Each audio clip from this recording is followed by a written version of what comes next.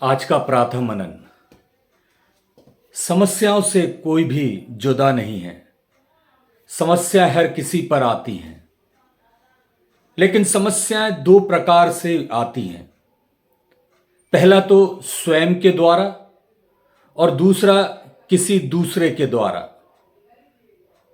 स्वयं के द्वारा जो समस्याएं आती हैं वो हमारी गलत अभिलाषाओं, इच्छाओं, आकर्षणों, गलत संगति और अन्य बातों के कारण आती हैं। उनमें जैसे शराब, तंबाकू, सिगरेट, जुआ और अन्य प्रकार के व्यसन जो शामिल होते हैं।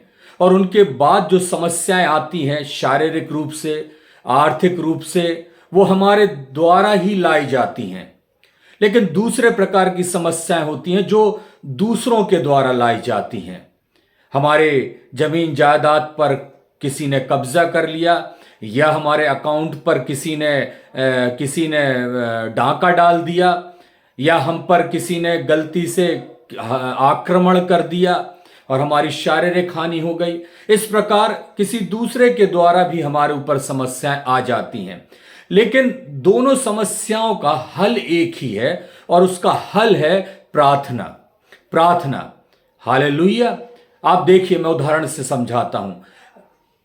उड़ाऊ पुत्र था, स्वयं के द्वारा उसने समस्याएं मोल ली, स्वयं की इच्छाओं के कारण समस्याएं मोल ली और वह सूअरों की संगति में चला गया। वहां वो जहां रहते थे वहां रहने लगा, वो जो खाते थे वो खाने लगा और उसके बाद उसने अपनी जिंदगी को तबाह कर लिया, जो स्वयं के द्वारा थी।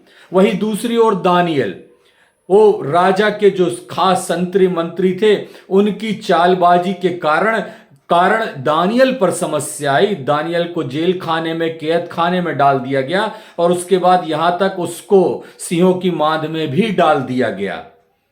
लेकिन एक चीज जो दोनों में सामान्य थी वो ये प्रार्थना। उड़ाऊ पुत्र ने भी प्रार्थना करी, प्रभु मैंने अपने पिता के विरोध में और परमेश्वर पिता तेरे विरोध में पाप किया है। दानियल जैसा प्रार्थना करता था उसने वैसी ही प्रार्थना करी और उन दोनों की प्रार्थनाओं का असर हुआ कि उड़ाऊ पुत्र अपने घर पहुंच गया और दानियल सिंहों की मान से बच गया।